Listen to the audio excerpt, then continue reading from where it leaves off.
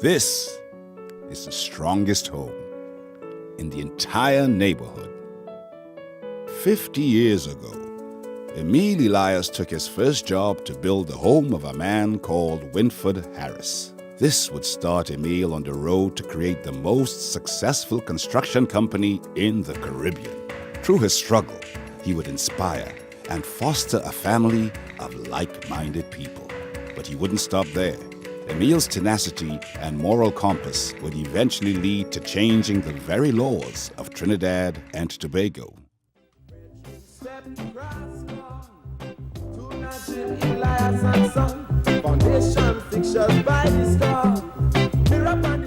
Well, I had just left the family business and I was really looking for something to do. Thanks to Winford, my entire life and my family, are where we are today because of him. The confidence he placed in me was amazing. I mean, he was the catalyst that took me into this business. But he kind of bullied me. He said, "You have to build my house." So I thought, well, maybe, why not? Brings back amazing memories, amazing.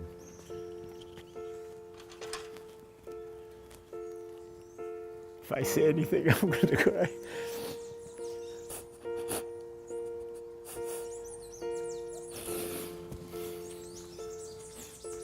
Daddy worked with the Inland Revenue Department, so it was very important for him to always be accurate with his dealings. Approached Emile and reminded him of the conversation they had. Emile shook his head and said, "I am out of the business now, I'm no longer in the construction business and I won't be able to do it." Daddy says, "Well, look, here is a package, $5,000, start building my house." This first job was the genesis for Emile Elias and Company. Soon, Emile would find himself on Queen Street, where he would rent his first office space. From here, Emile Elias and Company expanded quickly. Mr. Elias had a very powerful voice.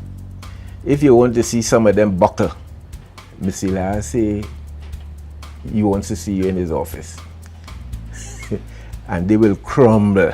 Ah, boy, Mr. Elias getting on like Django. And that name stuck.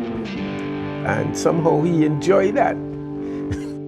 So although he's a formidable individual and a formidable Trinbagonian, he's also a builder of institutions. So he founded the Contractors Association in 1968. I attended a seminar at the then IDC, Industrial Development Corporation, about construction. And it was different people saying a lot of different things, and there was no real common voice. And I got up and spoke, and then finally somebody said, "Well, we need to speak to a common voice." And so I said, "Well, let's start a contractors association." And we had to write sort of the first constitution. And so I borrowed my St. James Tennis Club rule book, and that's how we started the Contractors Association. I used to visit him in Queen Street at his original office, which was just probably less than 200 square feet. His office was a very small office, one little desk, Emile Elias behind it, and an outer office where his accountant and secretary, Mrs. Dobson, sat, and he had one office boy. And the whole company, in fact, was really 4 people. And when I used to visit, I used to notice a lot of letters on his desk, unanswered. So I would ask him, "How would you want this one answered? And how would you want?" And he would just give me a one-liner, and then I would go off and type them up. And Emile would just sign them, and that sorted all his correspondence out. So I must have been his first personal private secretary. Honorary, I should say, gratis. In just 5 years, Emile Elias and Company had grown so much that the family had gotten too big for his office on Queen Street. They now found a beautiful new building to call home. Due to the explosion of the oil price, Trinidad had found itself with more money than it knew what to do with, and so started the construction boom. In the early 80s, late 70s, early 80s, there was a boom in the country in construction. Various entities such as The Guardian took the opportunity to reconstruct and rebuild and so on. Emile won the tender for the Mount Hope Maternity Hospital. Due to the sheer length of the building, he invested in his first tower crane and placed it on old railway tracks to run it the length of the build. With this innovative use of the crane, the construction went perfectly. However, with the opening planned only days away, Emile had still not been paid. He then chained the front doors of the hospital and called the Guardian newspaper and told them that he had taken the hospital hostage. Parliament would convene the very next day to discuss this matter, and by Monday, Emile Elias and Company was paid.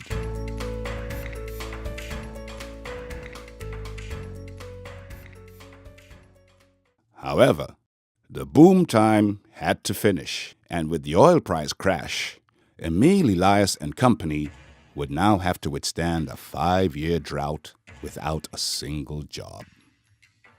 So between 84 and 91 was a really dark period, really dark. When the elections took place in 1986, price of oil dropped to $9. The revenue was nothing. The government was literally bankrupt. At that stage, the government owed me $17 million, and my bank really put a hammerlock on my neck. I mean, they were really ready to choke me to death. We then found out that the way the bond legislation was written, it used the words the government could issue bonds for cash. It didn't say issue bonds to pay debt. And so it needed an amendment to the legislation. So the then Minister of Finance, Selby Wilson, a very good man too, but he told me point blank, said, I'm not going to the Parliament with this. I put on my best Shakespearean act. I started to scream in the phone, and I said I was going to kill myself and leave a suicide note saying that he caused me to do it. And he believed me, and he got very frantic, and he said, no, you can't do that, how, you know, and he got agitated and frantic. And eventually, my acting skills paid off. They amended the legislation, and thanks to A&R Robinson and his government, we were all paid, and that actually saved the industry in 1989. There was a change in the whole organization, and it was lean, and we had to be cost effective, we had to be creative, we had to all work very, very hard. But those were the qualities that later, when the economy picked up and work picked up, those are the qualities that were the foundation for our success. Things started to pick up, and Emile Elias and Company started to expand again.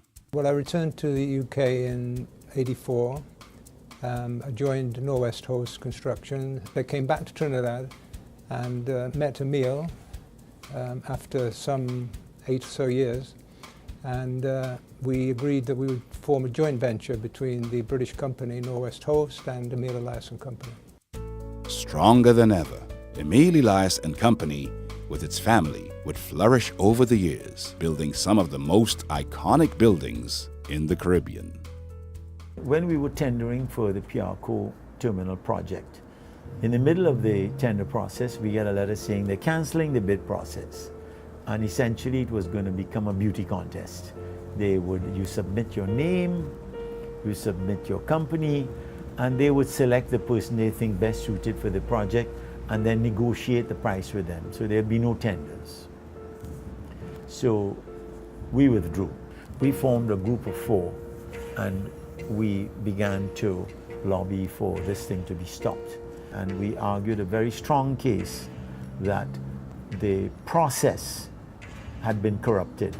And in fact, Justice Dial Singh's report was a beacon of hope. When it was published, it brought tears to my eyes, because it was a long struggle, and I had exposed myself to a lot of, counterattacks from the government, and therefore, the possibility of winning work, again, was substantially reduced by that. This was the tipping point. The JCC would push hard and eventually institute new laws and practices, changing the way Trinidad is run for the better.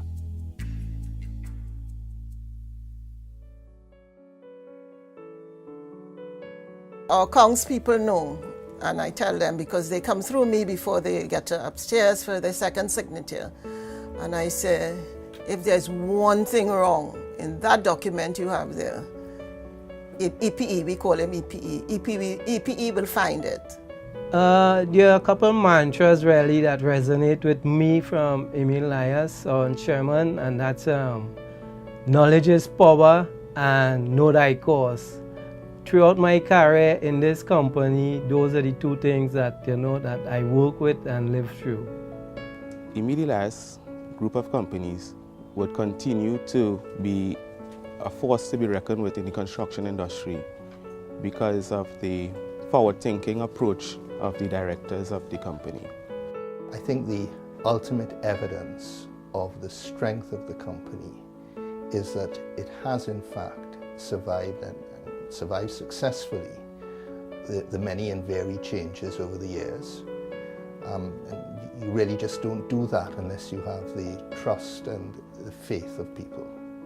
And Emile has played a signal role as a founder, not just a founder who founded something and moved on. He's a founder who's remained involved, he's remained interested, and he remains committed to the wider cause. And that's a fundamental importance in terms of national development. Emile Elias and Company could do anything, but NH, I would like to see if we can find a way that in the years after we have become too old to carry on, which I hope is a long way off, but just to see whether we could find a way to leave that legacy behind for others to pick up that theme of do right and prosper and stay with the truth and stay with integrity, so when you build, people can always say, I know it's going to be okay because they did it, NH built it.